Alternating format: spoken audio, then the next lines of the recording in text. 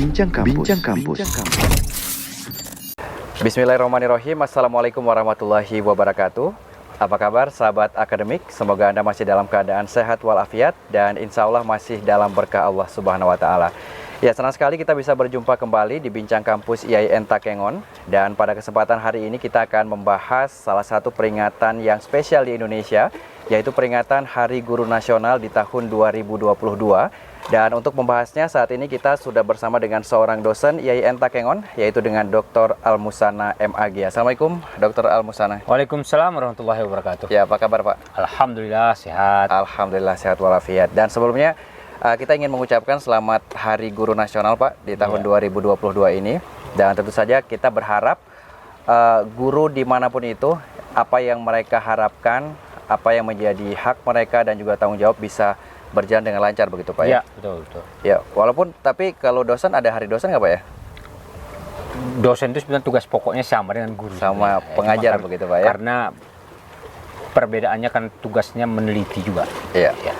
Baik, tapi Pak Musana, sebelum kita membahas lebih banyak terkait dengan guru, Hari Guru Nasional, kita akan menyaksikan kata data yang sudah kita himpun berikut ini. Tetap bersama kami dalam Bincang Kampus IAIN Takengon.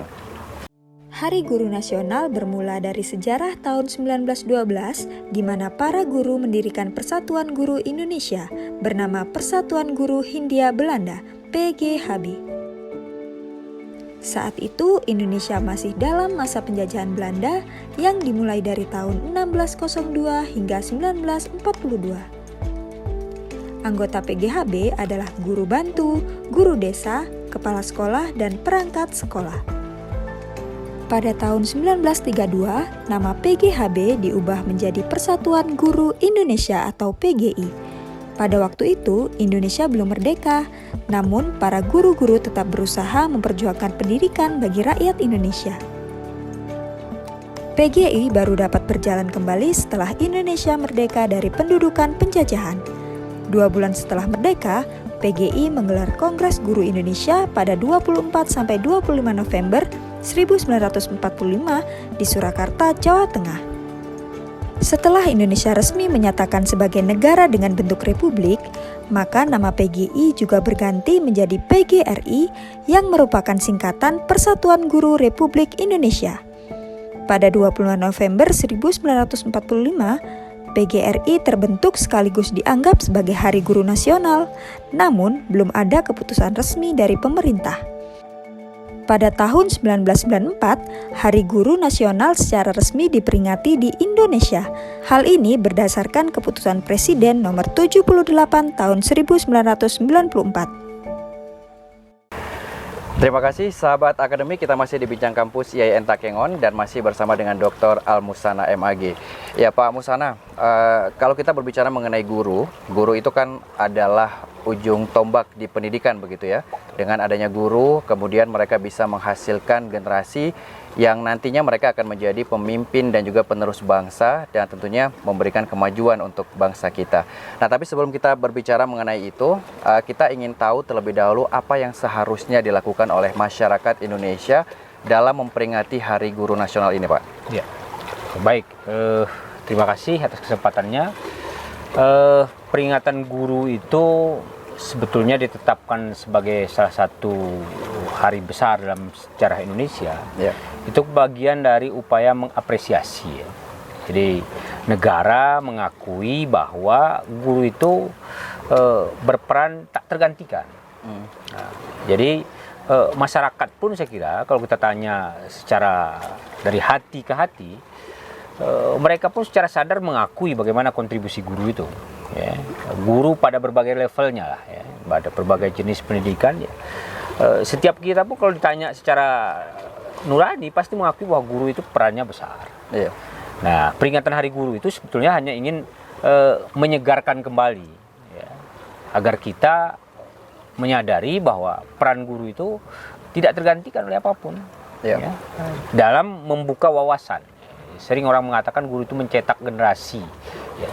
Sebetulnya tidak persis mencetak sebetulnya, ya, menyiapkan generasi, membangkitkan inspirasi, motivasi anak didik untuk bisa melakukan perubahan yang lebih baik. Iya. Nah, jadi menyegarkan kembali kesadaran kita bersama bahwa guru itu berjasa bagi kita. Iya. Dan kalau kita berbicara mengenai guru, ini tadi seperti yang kita katakan bahwa mereka adalah ujung tombak keberhasilan pendidikan. Betul. Begitu ya. Dan peran mereka juga cukup besar sekali di dunia pendidikan khususnya. Nah, tapi apakah peran guru saat ini sudah menjalankan peran yang sesungguhnya begitu Pak? Bagaimana Bapak melihat di Aceh sendiri Pak? Ya, tentu ketika kita mau memberi penilaian terhadap guru ya tidak bisa sesederhana itu. Karena kalau kita hitung di Indonesia itu ada 4 juta, 4, sekian juta jumlah guru. Itu angka yang besar sekali. Ya. Dan dalam pengalaman keseharian kita pun kita bertemu dengan guru yang punya variasi yang beragam. Ya. Jadi kita tidak mudah mengatakan oh sekian persen guru kita sudah melaksanakan tugas, sekian belum. Angka-angka itu mungkin penting bagi orang yang melakukan penelitian statistik. Ya, tapi realitas yang kita hadapi itu jauh lebih kompleks dari situ, ya. Tapi apapun itu ya, bahwa ada masih guru-guru yang kita anggap masih perlu pembenahan, tapi secara umum kita melihat bahwa guru itu sudah melakukan tugas yang luar biasa, ya. Dan ketika COVID kemarin, nah, kan saya sering katakan tuh, ya, ketika COVID kemarin baru banyak orang tua yang sadar kembali bahwa peran guru itu begitu luar biasa. Ya. Ketika orang tua dihadapkan pada tantangan untuk mendidik anaknya di rumah, ya, dengan kompleksitasnya itu, orang tua menjadi sadar, ternyata guru itu perannya sangat menentukan. Iya. Dan bahkan di masa pandemi para orang tua jadi jadi merasa kelabakan gitu ya. Mereka jadi ingin kapan nih bisa dibuka kembali begitu Pak ya. Karena beban yang selama ini ditanggung oleh guru itu terpaksa kembali kepada dia. Iya. Meskipun sebetulnya kalau kita baca idealnya dalam pendidikan Islam itu kan yang bertanggung jawab penuh terhadap anak itu kan memang orang tua. Guru itu kalau kita baca dalam tradisi dan sejarah pendidikan Islam itu tugasnya itu membantu orang tua, bukan dia pemegang penentunya. Dia tugasnya membantu orang tua. Nah, tapi itu kan dalam situasi masyarakat modern sekarang kan sudah bergeser itu. Ya. Baik. Ya, dan guru itu kan memang tuntutannya sebetulnya cukup banyak juga Pak ya, apalagi kalau kita berbicara mengenai orang tua begitu, yang seharusnya tadi orang tua adalah guru pertama bagi anak-anak begitu Pak ya. Tapi kemudian orang tua banyak yang menuntut, bahkan ketika kemudian pendidikannya tidak sesuai, yang disalahkan adalah guru begitu Pak ya. Nah, dan kita berbicara mengenai tema Hari Guru Nasional di tahun ini Pak, yaitu terkait berinovasi untuk mendidik generasi. Nah, inovasi ini kan juga menjadi salah satu tuntutan untuk profesi guru begitu Pak ya. Nah, bagaimana Bapak melihat guru saat ini? Apakah mereka sudah cukup berinovasi untuk memberikan pembelajaran kepada anak didik Pak? Iya, jadi inovasi itu kunci penting ya. Dalam proses pembelajaran itu inovasi itu mutlak statusnya itu, ya. Kenapa? Karena peserta didik yang kita ajar itu kan mereka anak-anak zaman itu, ya, anak-anak zaman, dan mereka begitu cepat menyesuaikan diri dengan perkembangan zaman, ya, perkembangan teknologi, budaya, politik dan lain sebagainya, ya, makanan misalnya itu berkembang dengan sangat cepat. Dan mau tidak mau, guru kalau dia mau berhasil bisa menyentuh, ya, perasaan anak-anak itu, maka mau tidak mau dia harus berinovasi. Kalau kita bicara inovasi dalam pendidikan itu, dalam pembelajaran, banyak hal inovasi itu. Inovasi dalam strateginya, inovasi dalam materinya, metodenya, penilaiannya. Itu tidak ada pilihan lain. Guru itu kalau mau bisa mengimbangi perkembangan zaman, ya, mau tidak mau dia harus berinovasi. Contoh sederhana kita rasakan kemarin ketika COVID, ya, mau tidak mau guru kan harus belajar banyak itu, menggunakan perangkat teknologi, menggunakan media pembelajaran yang baru, yang sebelumnya sudah ada tapi tidak dipakai dalam pembelajaran.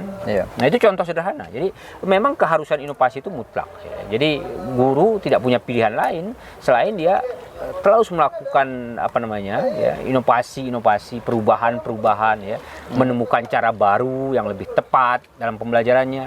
Dan ini kalau kita bicara ke mata pelajaran itu nanti inovasinya itu akan lebih beragam lagi ya. Jadi itu satu hal yang mutlak ya. Jadi guru tidak punya pilihan lain selain terus berupaya menyegarkan kembali kemampuannya dalam mengajar, kemampuannya dalam menyerap pengetahuan-pengetahuan baru, ya, mencari metode yang lebih menyenangkan, yang menggembirakan anak-anak didik itu, sehingga anak-anak itu merasa belajar itu sebagai sesuatu yang dibutuhkan, menyenangkan ya. Jadi tidak menganggap belajar itu sebagai satu beban. Nah, itu kan perlu inovasi terus-menerus itu. Ya, saya kira itu. Ya, baik. Ya, menarik sekali Pak ya berbicara mengenai profesi guru dan inovasi itu tadi yang seperti Bapak katakan bahwa memang kita tidak bisa berdiam diri begitu Pak ya, karena memang zaman terus berubah, begitu juga anak didik yang terus berubah. Nah, tapi tentu untuk di suatu daerah, apalagi daerah yang jauh dari kota begitu Pak ya, tentu untuk melakukan inovasi yang kita bilang inovasi secara digital begitu ya, mungkin agak sedikit sulit begitu Pak ya. Nah, kira-kira apa nih Pak yang harus dilakukan agar guru-guru di semuanya begitu Pak ya, di semua daerah baik itu di perkotaan, kemudian juga bahkan di tempat-tempat terpencil ini mereka bisa terus melakukan inovasi dalam pembelajaran Pak? Ya, jadi inovasi itu jangan dianggap terlalu berat gitu ya. Jadi jangan menganggap inovasi itu ya harus pakai digital gitu ya. Digital, enggak begitu. Jadi inovasi itu saya masih ingat misalnya ketika kita sekolah dulu ya, waktu saya masih SD itu. Jadi guru-guru itu misalnya menggunakan media pembelajaran itu menggunakan apa yang ada di sekeliling kita. Tapi dengan memberi tugas-tugas seperti itu, akhirnya anak-anak kan merasa terdorong, dia merasa terlibat di situ. Nah, keterlibatan itu yang penting dibangun. Ya. Nah, jadi inovasinya itu bisa saya katakan tadi misalnya dalam pengayaan materinya, misalnya penggunaan metodenya, meningkatkan keterlibatan masyarakat di situ, ya kan? Jadi ketika misalnya guru mengajarkan sejarah, kampungnya itu tempat dia tinggal itu kan pasti punya sejarah, ya. Jadi ketika anak diminta untuk mengungkapkan nama kampung kita ini bagaimana dulu, siapa dulu yang tinggal, secara tidak langsung anak itu sudah belajar sejarah. Bahwa satu kampung itu muncul, ada tokoh-tokohnya yang pendahulunya, lalu ada tantangan yang dihadapi para pendahulunya. Ini akhirnya mereka merasa, oh ini kita belajar sejarah ini sesuatu yang melekat dengan keseharian. Itu contoh-contoh sederhana yang bisa kita katakan, yang tidak hanya full dari buku teks yang ada itu. Jadi menggunakan buku yang ada itu pun itu bagian dari inovasi dari seorang guru. Ya, artinya Pak berarti inovasi itu ya salah satunya dengan dengan cara kreatif begitu Pak ya, dengan mendengarkan apa yang ada di lingkungan dengan kearifan lokal ini sebetulnya bisa dimanfaatkan untuk membuat pembelajaran yang lebih menarik lagi begitu Pak ya. Jadi pada strategi mengajarnya, pada keterlibatan lebih banyak orang, ya kan? Pada penggunaan metode pembelajarannya. Kalau selama ini kan orang membayangkan belajar di sekolah itu ya guru satu sisi, peserta didik satu sisi. Itu komunikasinya satu arah saja kan. Ini bagaimana guru membuat itu dari anak didik yang misalnya berbasis masalah-masalah yang ada, yang terjadi di sekelilingnya misalnya kan. Jadi kita belajar agama misalnya, oke, bahwa ayat hadisnya penting, tapi bagaimana ayat dan hadis itu kemudian dipahami dalam konteks masyarakat, itu jauh lebih penting lagi. Baik. Ya, kalau tadi Pak Musana kita berbincang terkait dengan apa yang menjadi tanggung jawab begitu Pak ya oleh profesi seorang guru, di mana memang mereka dituntut untuk berinovasi dan bagaimana caranya bisa menghasilkan cara belajar yang menarik dan juga menyenangkan untuk peserta didiknya begitu Pak ya. Nah, permasalahan guru sebetulnya cukup kompleks juga nih Pak ya di Indonesia, dan kita mungkin nggak jauh-jauh di Provinsi Aceh juga. Kita lihat juga bagaimana kesenjangan ekonomi misalnya Pak ya antara pengajar yang berada di daerah, di kota, atau juga kita bisa berbicara mengenai yang sudah PNS atau juga yang di swasta begitu Pak ya. Kalau melihat kesejahteraan guru Pak di Provinsi Aceh khususnya, Bapak melihat seperti apa ini Pak?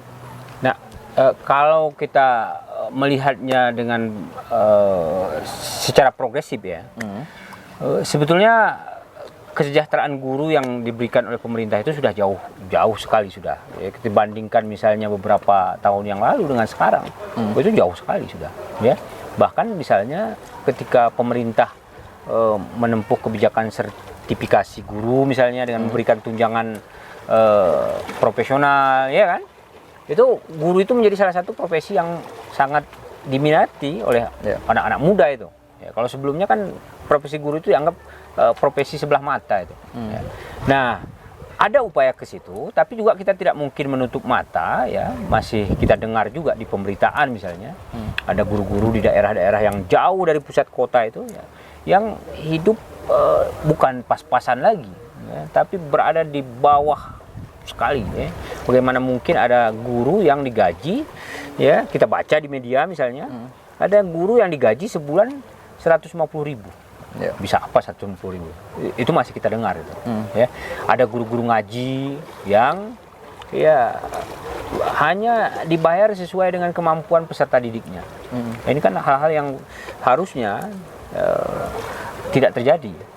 Ya, ini persoalan besar sebetulnya. Ya, tantangan kita semua sebetulnya. Masyarakat pun harus lebih peduli. Jadi tidak hanya menuntut guru harus begini-begini. Pemerintah pun juga begitu. Ya.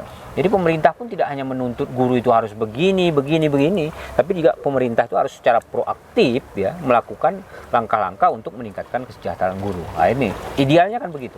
Jadi guru juga terpacu untuk meningkatkan kompetensinya, profesionalismenya.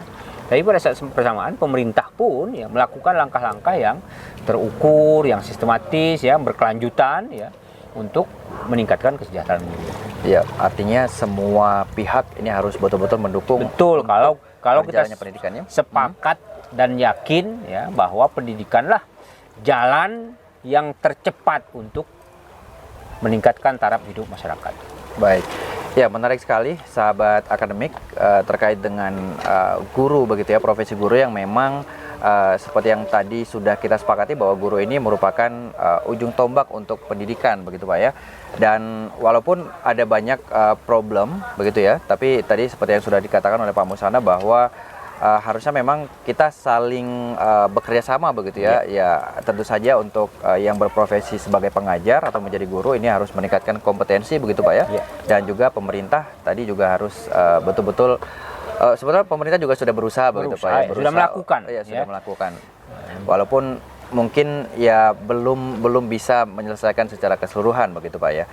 Ya, dan untuk di Hari Guru Nasional ini Pak ya, kira-kira Pak, menurut Bapak apa hal yang krusial begitu ya, yang memang harus segera diselesaikan di profesi guru ini Pak, agar pendidikan kita itu memang bisa menjadi pendidikan yang maju dan juga bagus gitu Pak? Jadi saya kira tema yang diusung oleh Kemendikbud dengan Kementerian Agama yang meletakkan kata inovasi itu di depan, ya, itu sebetulnya harapan ya bahwa guru tidak mungkin berdiam diri atau merasa cukup dengan apa yang ada sekarang. Ya, jadi guru ya memang harus terus berupaya. Kalau bahasa saya ya, itu saya sering katakan, dia merecharge, ya, menyegarkan kembali. Ya. Bagaimana cara dia mengajar, bagaimana cara dia berinteraksi, bagaimana dia memahami persoalan-persoalan yang terjadi di tengah masyarakat. Ya, bagaimana dia bisa memberi pencerahan kepada masyarakat, kepada peserta didik. Dan usaha ini tentu tidak akan banyak berhasil kalau guru itu tidak melakukan perubahan secara internal. Ya, perubahan secara internal. Bagaimana dia memandang profesinya? Apakah dia memandang profesinya itu hanya sekedar datang, bertemu dengan peserta didik, menyelesaikan jam mengajarnya, lalu pulang, besok begitu lagi? Apakah seperti itu keyakinan yang ada di dirinya? Atau dia meyakini, ya, seperti guru-guru bangsa kita dulu, ya, jadi dia menempatkan kegiatan pendidikan itu sebagai kegiatan perjuangan. Jadi dia menempatkan bahwa usahanya mendidik generasi ini sebetulnya adalah bagian dari tanggung jawabnya, bagaimana agar kemerdekaan ini yang sudah diraih ini itu bisa lebih baik lagi dalam rangka mewujudkan masyarakat Indonesia yang adil dan sejahtera seperti yang diamanatkan oleh Undang-Undang Dasar 45 kita. Iya, wah menarik sekali ya sahabat akademik. Berjuang betul ya, saya menarik sekali Pak. Jadi artinya apa yang kita lakukan itu kita tidak hanya menjalankan tugas kita semata, hanya seperti itu ya, bukan hanya rutinitas kita datang mengajar pulang begitu Pak ya. Betul. Tapi berjuang gitu ya, tapi berjuang untuk gimana caranya biar pendidikan ini bisa sama-sama kita bangkitkan, kita majukan begitu Pak ya. Iya. Ya, tidak terasa nih Pak Musana, kita sudah berada di penghujung acara Bincang Kampus YAIN Takengon, dan mungkin sebagai closing statement-nya nih Pak ya. Closing statement dari Bapak terkait dengan apa yang harus dilakukan oleh guru, kemudian juga bagaimana harusnya pemerintah memberikan perhatian kepada guru dan juga orang tua sendiri nih sebagai mitra, kita bilang mitra guru, apa yang harusnya kita lakukan nih Pak? Ya, jadi sebelum kita bicara apa yang harus dilakukan guru, tentu kita harus sampaikan apresiasi nih. Kita bisa duduk, bisa berbincang seperti ini nih, itu tidak mungkin bisa terwujud kalau kita tidak berjumpa dengan guru-guru hebat di masa lalu. Ya, jadi oleh karena itu pada kesempatan yang sangat berharga ini, kami ingin mengucapkan terima kasih kepada guru-guru yang telah membuat kami punya kepercayaan diri, ya kan, untuk bisa berbagi, untuk bisa melihat dunia dengan cara pandang yang berbeda. Ya, kami sampaikan terima kasih kepada guru-guru dimanapun berada. Ya, kami doakan semoga sehat selalu, ya, semoga diberi kesehatan, kelapangan, kecerahan berpikir untuk terus memberi inspirasi bagi bangsa dan warga Indonesia. Nah, tentu dalam situasi kita yang masih banyak sekali dihadapkan pada tantangan-tantangan, ya, guru ya, tidak punya pilihan lain selain harus terus memperluas wawasan, memperkuat jaringan, ya, karena zaman kita ini tidak memungkinkan lagi orang bekerja sendiri. Ya, kita dituntut untuk bersinergi, berkolaborasi, ya, dengan berbagai kepentingan, dengan pengambil kebijakan, dengan pengusaha, bisnismen, dengan masyarakat, ya. Jadi guru tidak mungkin lagi menjadi profesi yang terisolasi, berdiri sendiri. Dia harus mulai menguatkan kolaborasi, sinergi dengan berbagai pihak. Nah, tentu pemerintah sudah melakukan hal-hal yang dianggap penting, tetapi tentu catatan-catatan yang disampaikan oleh para peneliti dan suara hati dari para guru sendiri, ini tentu harus menjadi perhatian pemerintah. Pemerintah tidak mungkin lagi hanya membuat keharusan-keharusan yang dipenuhi guru, tapi pada saat bersamaan juga tidak melakukan langkah-langkah untuk membuat guru itu semakin berdaya. Ya. Jadi pemerintah yang diberi amanah oleh rakyat untuk menyelenggarakan pemerintahan, ya, punya tugas besar bagaimana caranya agar profesi guru ini semakin dihormati, profesi guru ini semakin berarti, dan semakin menjadikan guru itu merasa bangga dengan profesinya. Jadi satu ketika nanti kita akan melihat orang dengan bangga mengatakan, siapa Anda? Saya guru, ya. Jadi mungkin kita pun harus mengubah. Orang sering menyebut guru adalah pahlawan tanpa tanda jasa. Mana? Guru itu tanda jasanya itu banyak sekali. Kalau kita sebut tanda jasanya itu bentuknya pin, ya mungkin seperti itu. Tapi jasanya, tandanya itu, ya, kita bisa berdiri inilah tanda bahwa guru kita itu menjadi pahlawan bagi kita. Setiap kita pasti punya kenangan yang indah, ya, kenangan yang manis terhadap guru-guru kita yang memberi kita inspirasi. Sehingga kita bisa sampai seperti ini. Ya, baik, terima kasih banyak Pak Musana sudah bergabung bersama kami di Bincang Kampus YAIN Takengon. Dan sekali lagi kita mengucapkan selamat Hari Guru Nasional di tahun 2022. Dan kami juga mengucapkan terima kasih banyak kepada guru-guru kami dan juga untuk semua profesi guru, dan mudah-mudahan apa yang sudah dilakukan ini menjadi amal jariah begitu Pak ya untuk guru, dan terus semangat tentunya terus berjuang untuk memajukan pendidikan di Indonesia. Baik, demikian untuk Bincang Kampus YAIN Takengon di episode kali ini. Akhirnya saya Kuku Pamuji mengucapkan terima kasih atas perhatian Anda. Wabillahi taufik wal hidayah. Wassalamualaikum warahmatullahi wabarakatuh.